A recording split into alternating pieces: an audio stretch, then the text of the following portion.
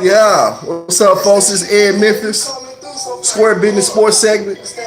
You can catch me on Twitter at Business Square, at BIDNESSSQUARE.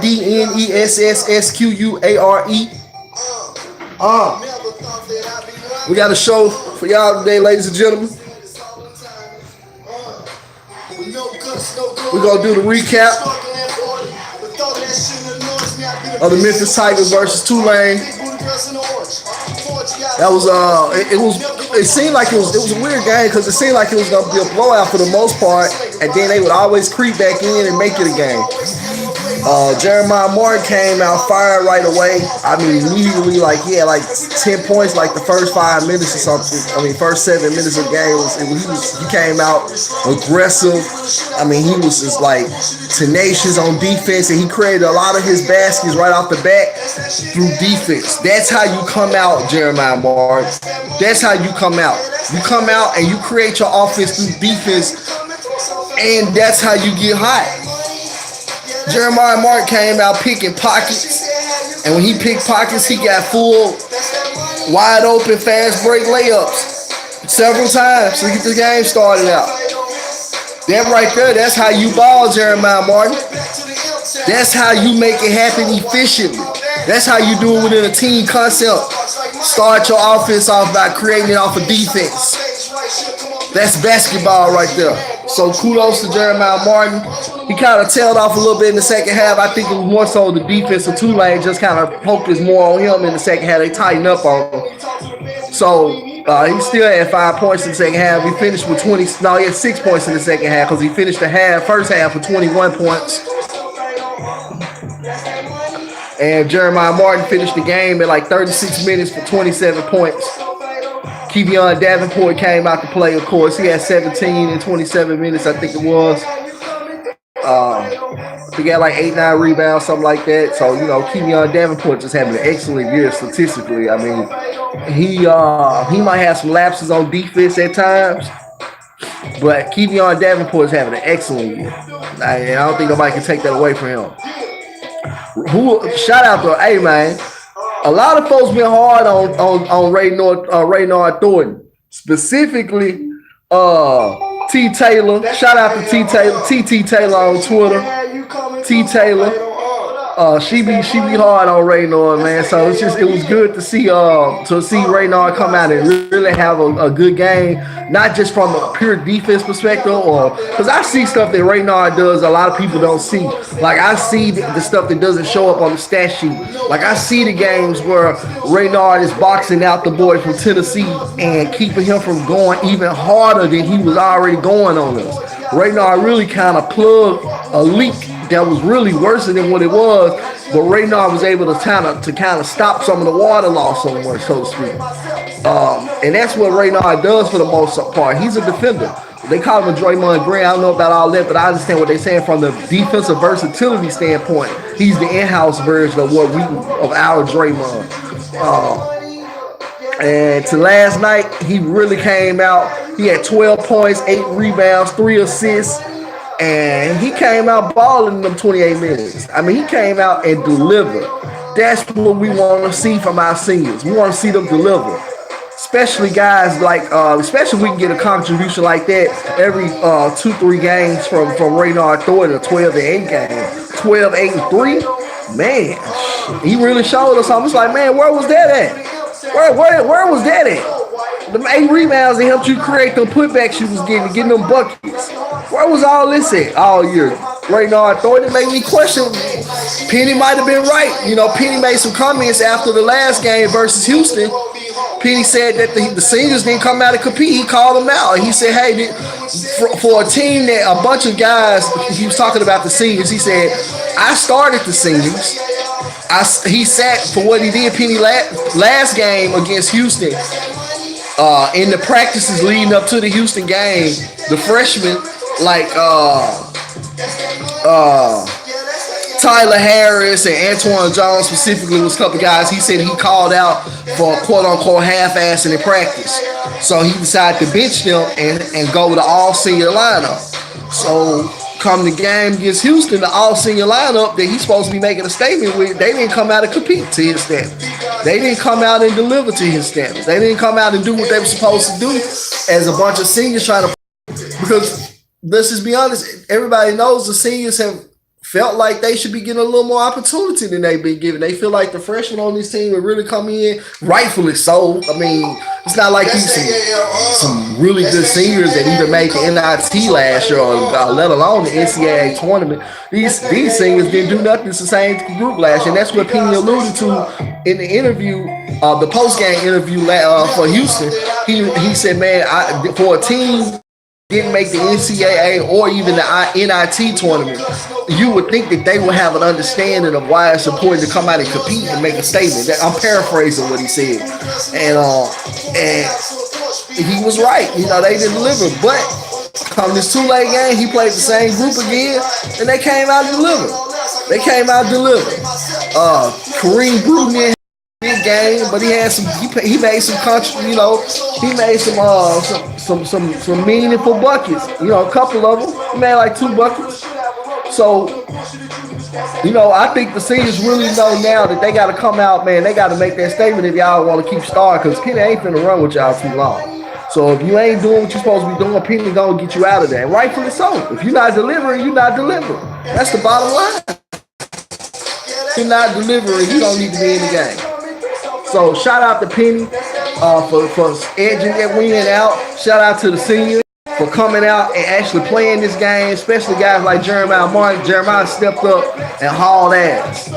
Bottom line, the boy Baugh, he hauled ass when he was supposed to. He stepped up from the very moment of the game. The first bucket that we scored, which was the first bucket of the game, came from Jeremiah pickpocketing the ball handler, bringing the ball up the court on the right side of the court. He brings the Jeremiah just saw his handle was a little light and decided, I'm gonna take them cookies. And Jeremiah took them damn cookies, and he went all the way to the basket for the easy layup and started it off. Then came back and got, I think that was the first one he got the foul call on. It might have been the dunk. Then came back, he got another one. So he came out and delivered to start the game out. So kudos to Jeremiah Martin. Kudos to Kenyon Davenport. Kudos to Raynold Thornton. Shout out to Kareem Bruton. Even the freshmen, they didn't come out. Craig Eno, which is a sophomore, he didn't play bad. Then Isaiah Maurice, we got to get them. We can get him a lot better. Craig Eno pretty much did what he could do. He's an extra body, well cut body. Very athletic looking guy. Almost look like a big man. Really, I think that's where they start developing him as an undersized big, kind of like a Jason Maxill from back in the day. If he can learn to put that type of effort in like Jason Maxill, he could really kind of transform his college career and really make something out of it. I'm talking about Craig Eno, the sophomore.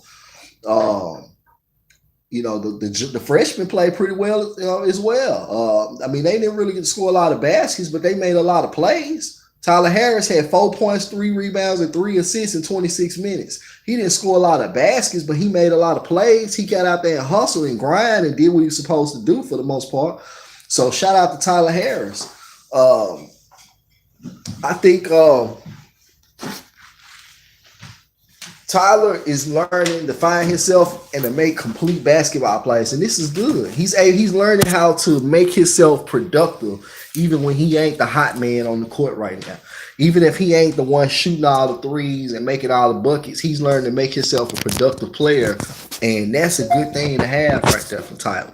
That's what's up. That's what we need, because he's learning to become a more all-around basketball player. So we need that from Tyler. We need that. So I'm not worried about Tyler Folks. Oh, he ain't scoring 6 points. He's struggling. Whoop-de-whoop. No, he's learning to become more than just a shooter. He's learning to become an all-around player. Hey, I ain't got the shot right now. Let me go out and get 4 rebounds. Let me go out and get 4 assists. 3 rebounds and 3 assists. Let me go out and show y'all I can contribute in other ways other than just shooting the rock. So that's beautiful. I don't know why people would want to not see that from him. So that's showing that his game is evolving. So I'm not tripping off Tyler Harris. I like what Tyler's doing. Tyler started to take charge. He learned to be more than just a scorer. Even though we don't want him to get too far away from being a scorer, because ultimately that's what he's going to make his bread and butter, is shooting that rock. We know that. But we also know he can shoot the rock. Let's see you do some other things, and he's showing us, hey, I can do other things too. I can walk and shoot them. You feel me? So kudos to him. Antwann Jones came out. I think Antwann Jones had 6 points, 4 rebounds, 2 assists in like 21 minutes. So he came out and he didn't have a big game, but at least he contributed. He definitely had a somewhat decent all-around game. We gave a little sample flat of everything with 6 points, 4 rebounds, and 2 assists. So kudos to Antwann Jones.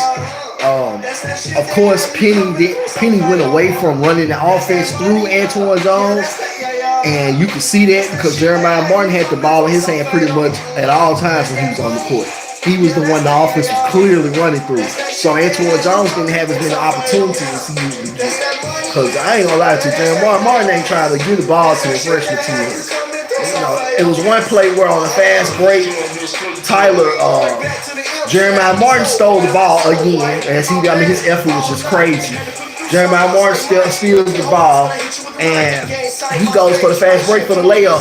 One of Tulane's defenders catches up with Jeremiah Martin. Tyler Harris is the trail man. So instead of Jeremiah Martin just taking the foul and going up for the 2 points, for the free throws or whatever, or even taking that gamble on not getting a call, he made the smart move and gave it to Tyler Harris. Tyler was excited and stuff. I was like, man, don't get me twisted, man. He just gave you that because that was the smart play. That would have been stupid for him to gamble on possibly not getting the foul call going up against the Tulane defender who called up with him. So, don't get it twisted. Jeremiah Martin is here to score. But he's showing us that he's a little willing to do other things other than just strictly be a scorer. He came out and he was tenacious on defense, and you got to give Jeremiah Martin credit for that. He came out and competed on both ends of the court. It's looking like right now I want to touch bases on the Anthony Edwards issue. Anthony Edwards is this big-time recruit. He's the number 1 prospect according to rivals, I think, at 247 and stuff. He might be the number 1. It's really kind of split right now between James Wiseman and Anthony Edwards. But right now, some people got James Wiseman and some people have Anthony Edwards as the number 1 player in the country. Anthony Edwards is a 6'7", 220-something pound small forward wing. He's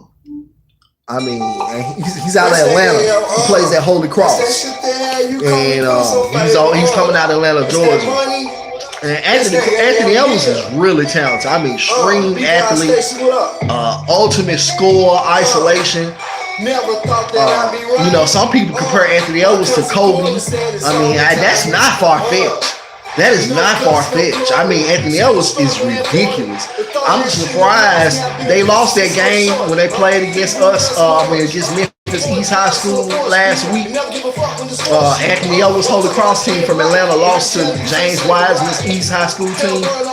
And a lot of people was like, man, we glad that, James got the dub, but we also noticed that Anthony Edwards' coach did not utilize him nowhere near as much as he should have. Nowhere near as much as he should have. He did not put the ball in that boy's hands. Coming all the way from Atlanta to come up here and get your ass kicked, in other words. So the coach from Holy Cross got some work to do, man. Quit boofing around, quit bullshitting, and put the ball in your star hands, which is Anthony Edwards. You come 6 hours, don't come 6 hours and bring them boys all the way up here to get their ass kicked, and you don't put the ball in the hands of the man who give you the best chance of winning. That's crazy right there. That's just being egotistical. That's being on some other stuff. They, trying to run your own offense, trying to get it. Man, look, man, fuck all that. Man, you came up here to win. You need to play your best player, the number 1 freaking player in the nation, dumbass. What's wrong with you? Man, lost his damn man. You come up here with the number 1 player in the nation, and you don't even run the ball through the boy like that. Man, you need your ass whooped, coach. Man, I couldn't be no fan of Holy Cross, man. I would have been able to, man, look, or one of them players, they would damn near kick me out the bus, man. I wouldn't make it back to Atlanta with them folks, man. I'd be ready. I ain't coach. I know you trying to run your system and get all us involved and make it about you, make it how you create your program is, but coach, we just came 6 hours to get our ass whooped because you don't want to give Kobe the ball. We the Lakers, man, give Kobe the ball, fool. What the hell is you doing? Kobe gets the ball. That's why his name is Kobe. You got a player folks comparing to Kobe, and you ain't putting the ball in his damn hands against some high school cats? Man, please, man, you a moron. That's some JB Bickerstaff with Jaren Jackson Jr. type stuff. That's just total moron stuff. There's no disrespect to JB, but JB do some moron shit. They just keep it a buck. JB Bickerstaff act like a moron sometimes. Anybody got a problem with that? You can catch me at Twitter at Business Square. That's at BIDSNESS. That's at BIDNESSSQUARE at Business Square on Twitter. You understand me? You can catch me there, or you can post a comment below, and I will respond. You know what I'm saying? And I'm gonna have some flame rebuttal, so you best believe it. You understand me? But I'm just glad keeping it a buck with y'all, man. That coach for Holy Cross for Anthony Edwards, that came up here, man, 6 hours, man, and got your ass kicked. Don't even put the ball in the hands of the man that got the master plan. Man, you sound like a fool. Stay in school. Seriously, man. So anyway, to talk recruiting, I think we, Jason Smith. I was listening. Shout out to Jason Smith. I listened to him on the radio. He said that he went up to Anthony Edwards and he asked him a few questions. And he talked about how he felt like he said, man, I know you already got your top 5 and Memphis isn't in it, but just being here this weekend, how do you feel about it? He said, man, I ain't gonna lie. He said for one, James Wiseman and DJ Jefferies, they stay in touch with him all the time. So they're constantly recruiting him to get him to come to Memphis. That's DJ Jefferies from Olive Branch and James Wiseman from Memphis East.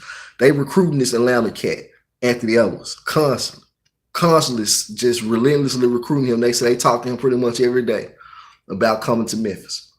So they own him. Then you say, Penny,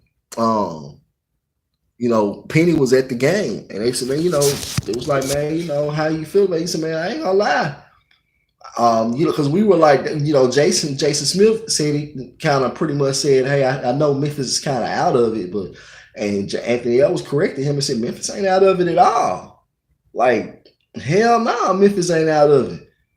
Like, I'm really considering Memphis.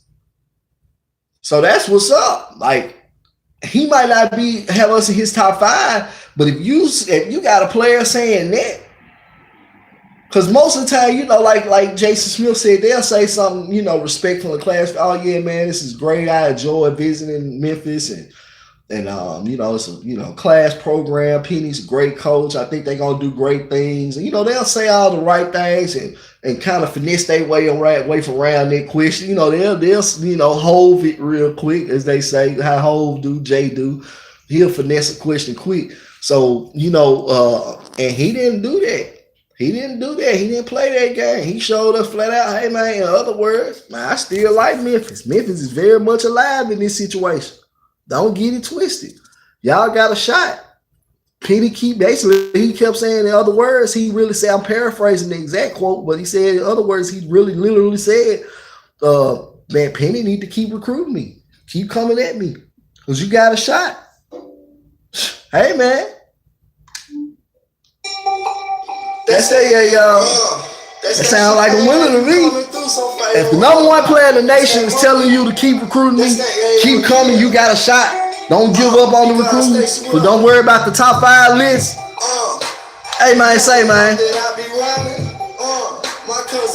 Hey, man, I'm going to keep pushing because I want the prom queen. You feel me? I want the prom queen.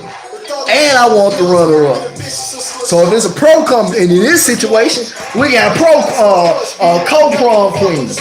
Not to call them, but you get figure, metaphorically where I'm hitting it.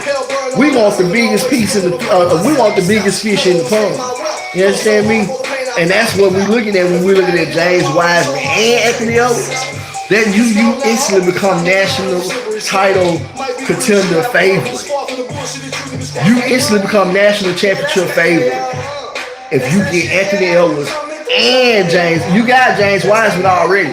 When you add Anthony Edwards to that, James Wiseman already a freak. This guy's a unicorn. They comparing this cat to Kristaps Porzingis. That's some whole nother type of level of freak stuff right there. You in high school get compared to Kristaps Porzingis? Are you serious? Man, that is a freak. Kristaps Porzingis is a fool. Don't get it twisted because he's a babyface white boy. Man, the babyface white boy put buckets on that ass. Yes, sir, he Baugh. So I rock with that. So, you know, for us to be able to have a shot at that, man, we in the money. You put that with, I think next year, a more seasoned Antwann Jones, a more seasoned Tyler Edwards. Tyler Harris. Man, that's good money. That's good money. You talking about, man, running through the NCAA. Then we gonna play Tennessee next year in Memphis. In Tennessee. We playing Tennessee next year in Tennessee. We get the return the favor. Y'all running around our court, throwing your jerseys out. I know Antwann Jones didn't like that. I know he took that personal. I know Jeremiah Martin took that personal because Jeremiah Martin from the city. You understand me? I know Alex Lomax took that personal because he from the city. I know Penny took it personal because he from the city. You understand me? I know these boys want it next year. They're going to have a problem, an axe to grind with the Vols. James Wiseman with Antwann Jones and DJ Jefferies and Malcolm Dandridge. All this size and beef and athleticism. Man, that team going to be ridiculous next year. Especially if Penny gone. That's why it's important for Penny. It's so important for Penny to go and develop the three-head unit of Antwann Jones, Alex Lomax, and Tyler Harris as the three guards, the 3-point guards. You got to have that develop. I know they're looking at Damien Baugh. I like Baugh. Me and Baugh had, I actually had a spat on Twitter with Damien Baugh's AAU coach, Coach North. Shout out to Coach North, much respect, nothing but love. We just going back and forth on Twitter about Baugh because I said Damien Baugh. I call him a very crafty point guard. I said he's very smart. You can tell he's cerebral. He's an all-around player. He's the type of cat that's a triple-double threat. And I like Damien Baugh. But I said Damien Baugh need to work on his handle. His handle for an elite point guard, if that's what y'all want to start putting him in the conversation as, his handle was a little behind in development. I told him that. I said, man, for one, he picked his right foot up every time he get ready to throw that ball between his legs. When he stayed at the top of the perimeter to go ISO, he get ready to put the ball between his legs because he picked his right foot up. Now, if I know that as a fan just watching the game, or the analyst watching the game, a basketball savant, as I like to consider myself, watching the game. If I see that, then I know coaches see that. Scouts are going to see that on the big level. So that's all I just said to them, and they was like, man, you wrong. This guy, he ain't got no weakness. He walk on water and chew gum at the same time. Like, dude, everybody got a weakness. James Wiseman can get a little stronger. Folks can say James Wiseman can use a little more of his post game that he, instead of being so face up oriented. Guess what though? He's still James Wiseman. He's still the best player in the nation. There's nothing wrong with saying, hey, these are some things you can work on to get even better, to make yourself perfect. You understand me? Perfect. You want to have big boy money. You don't want to be some small shrimp. So when Ed Memphis tell you something about how to get better, take heed to it. Damien Baugh is a hell of a talent. He used to work on that handle though. Just being honest. Just being honest. You want to consider yourself the elite, you got to have the arsenal of the elite. Your skill set got to be to the development of the elite. I even recognize that with myself, and those are things I have to work on with my career. It's just the truth. It's not me trying to come in here. This is the way of the world for everybody. You want to be one of the elite? You got to perform like the elite. Your skill set your blade has to be as sharpened as the elite. And on the point of your blade, which is the ball handle for a point guard, you can use a little improvement. Good thing though, he's improving as a scorer. He's learning to become more of a scorer and get his. More of a shooter, to get his as a shooter from outside. So he's becoming totally more complete. He's always been a good, smart, cerebral passer. So I didn't say he can't play point guard. He's always been a cerebral, playmaking, crafty guy, just all around. Like I said, a triple-double threat. But at the same time, he can work on that handle. Because you got guys that's even bigger than you, like Antwann Jones, who handles on point. Antwann Jones got a hell of a handle. Let's just keep it above. 6'6", 220. I mean, Antwann Jones looked like Buzz Wells or somebody from back in the day. He built like that. That's a grown man NBA body, and he already got the skill set of a grown man. He just got to get his mind poised to the level of that of a grown man, of an NBA player. That's where Antwann Jones' shortcomings is. You know, you could tell he might not in his personal family. No, just not to say anything slight. But you could tell he might not have that OG male figure around as much right now. But good thing about Antwann Jones, he a good kid, smart kid, extremely talented and very passionate and good-hearted. Comes from a good parent. His mother seemed like good people. I don't know nothing much about them, but from what I've seen on the outside looking in, look like she raised them well. Like she raised them in a very solid, productive environment. So he's a good kid. Just, he aggressive. And you gotta, when you're aggressive like that, you're a grown man. That's a grown man by nature. You can tell Antwann Jones is a grown man. He hold his own. What is what I mean when I say that. Antwann Jones hold his own. You can tell his nature. So he just needs that OG guidance. That's a good thing. He got cats around him like Sam Mitchell. Man, that's a blessing. A man like Sam Mitchell to be around you. That's a blessing. Penny. You know what I'm saying? But especially Sam Mitchell. Those cats don't realize how blessed they are to have Sam Mitchell on their coaching staff. That is just as big as having Penny on the staff. I know everybody talks about Mike Miller, and having Mike Miller on the staff is an amazing addition, no doubt. But I'm talking about from a group of black men, young black student athletes aspiring to be professionals.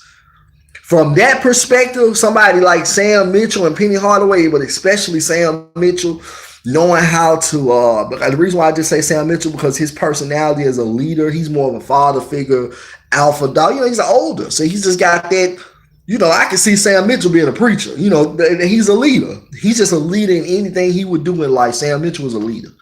So, and that's why he rocked with Kevin Garnett so long in Minnesota, because he was the leader on the team. He was Kevin Garnett's OG. So having that type of OG around for them, that is going to be so essential. That's a blessing. Just like I said, Mike Miller is an amazing addition to the program. Mike Miller is bringing things to the program that Sam Mitchell doesn't even bring. Just branded perspective, the hipness, the AAU, even though Sam Mitchell is heavy in the AAU too, but Mike Miller had his own team. Mike Miller really, really has a relationship even with cats like Matthew Hurt and stuff. So Mike Miller is a hell of an addition. Well, as a young black student athletes aspire to be professional basketball players, Sam Mitchell is showing them he's a blessing to have around to show them that angle, how to get down on this level, how to play this game and not play yourself. You ain't coming off like no cornball to your people. You ain't no sellout, nothing like that. But at the same time, you still translate well on both sides of the fence. You come off, you're a man of respect regardless of who a person is, where background they come from. You're going to respect Sam Mitchell when you meet him. You understand me? Like, he know how to carry himself in that manner. So shout out to Sam Mitchell being on the team. I think that's going to be a blessing. And, I think this team, once they get consistent, I think this team is really a playoff team. I think there's really a playoff team once we get everything consistent. Once they can learn to be a little more consistent, I said playoff team, an NCAA tournament team. They are an NCAA tournament team once these guys, if the senior lineup want to stay, if y'all want to hold it down, if y'all want to lock it on up for the rest of the year, Y'all gonna have to be consistent. And freshmen, if y'all want to make sure y'all gonna keep getting playing time and continue to be the focal point of the development of the future of this program, like next year when Wiseman in the game come and DJ Jefferies and all that, and Trent Walker. Oh my God, I didn't even mention Trent Walker. Oh my God, I mean that's what I'm saying. Like this team gonna be crazy. Trent Walker ain't committed to us yet, but everybody know he's coming. Everybody, you can write that one. You can go and bet your place your bets on that. Trent Walker will be a Memphis Titan. So to have that type of recruiting class coming in, and then you want to slap Anthony Edwards on top of that. Oh my God, that's almost like cheating. That's gonna be what Duke them doing. Memphis Tigers, hey nation, man. Hey man, say man, we on the way, man. We on the way, man. Help is on the way. Help is on the way. Fred not. Help is on the way. Penny got the day on the way. The union is coming in, baby. But I think this union here right now, I think we can make the NCAA tournament. I know it sounds crazy. The AAC tournament, I want to say this. The AAC conference is a lot better than folks thought it was going to be, man.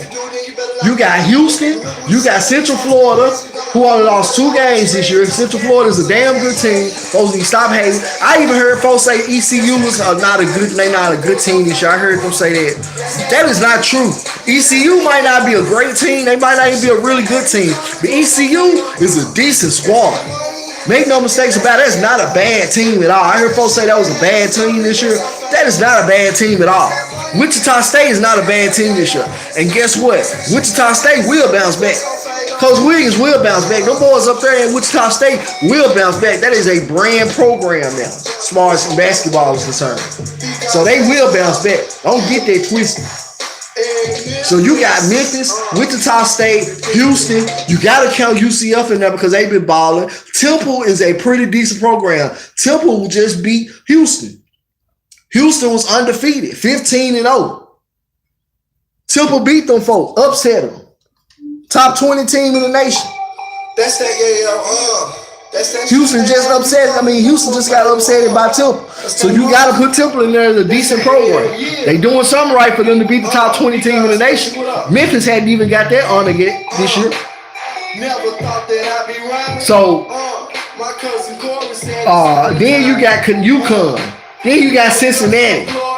Man, AAC is loaded. I don't care what nobody say. I'm going to say it right now. The AAC better than the Pac-10. The AAC should be a Power 5 conference. It shouldn't even be Power 5. It should be Power 6. Because the AAC should be the 6th conference. Some folks are trying to say Gonzaga's conference, I forgot the name of that conference Gonzaga does in. The MAC ain't supposed to be the 6th conference. It's the AAC. The AAC is the 6th conference. Because in basketball, the AAC is just as good as some of the Power 5 teams. Conference. AAC is better than the Pac-10 this year. I don't care what nobody say. The AAC is really better than the SEC this year. This year in basketball, I think the AAC might be better than the SEC. Yes, you got Tennessee. Yes, you got Vanderbilt, not bad this year. Yes, you got Alabama, not bad. Yes, you got Florida.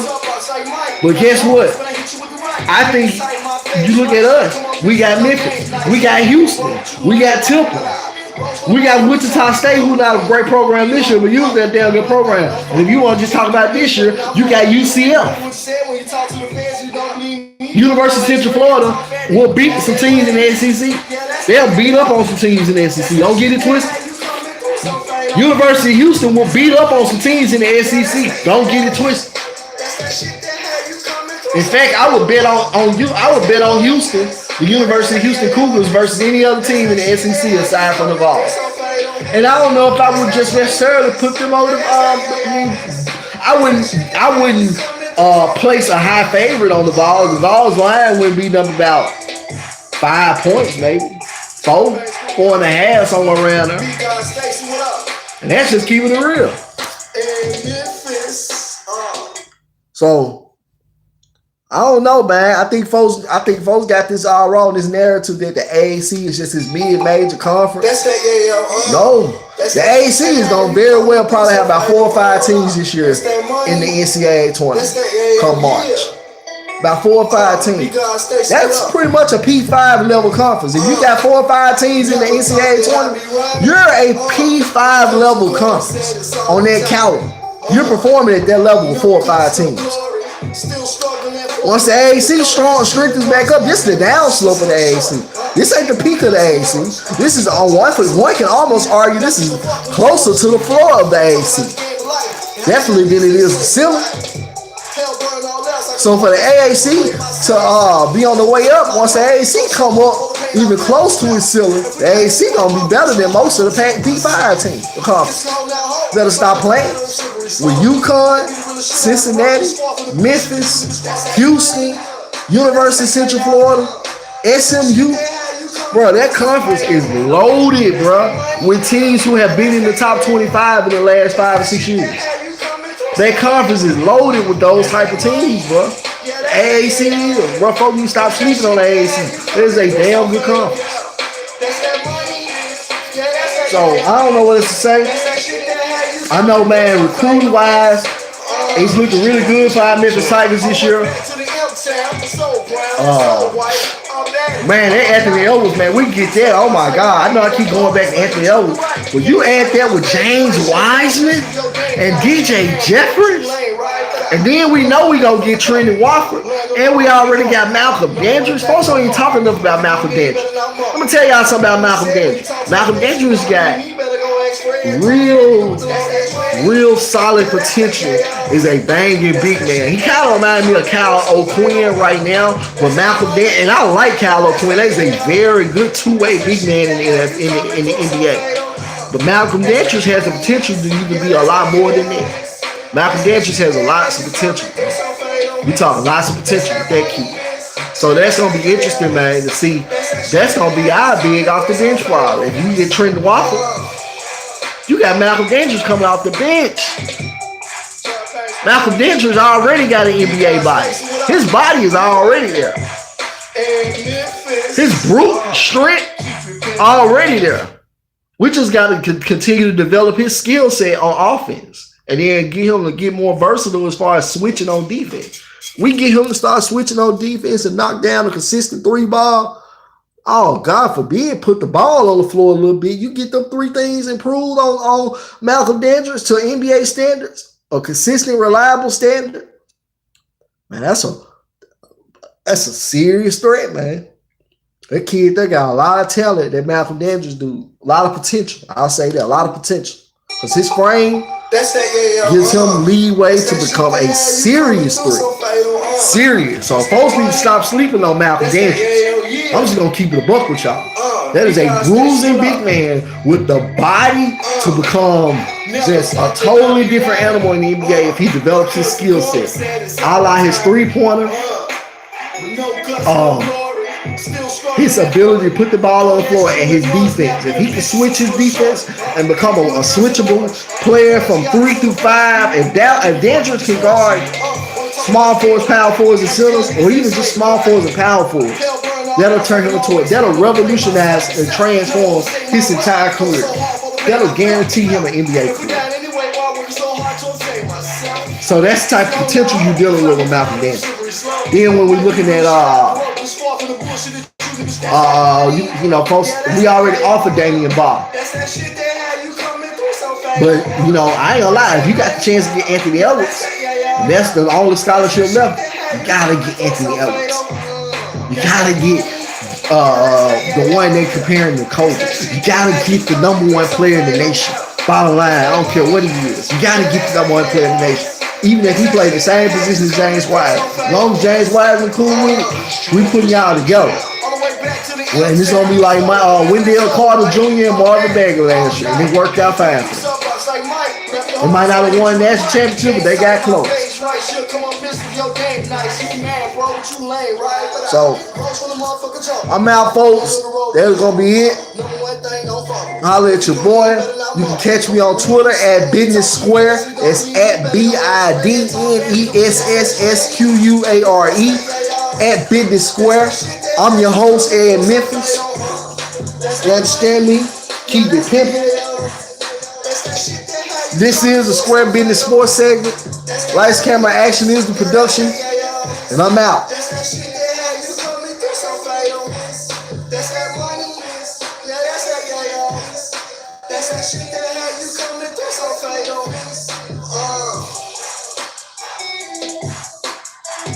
Yeah.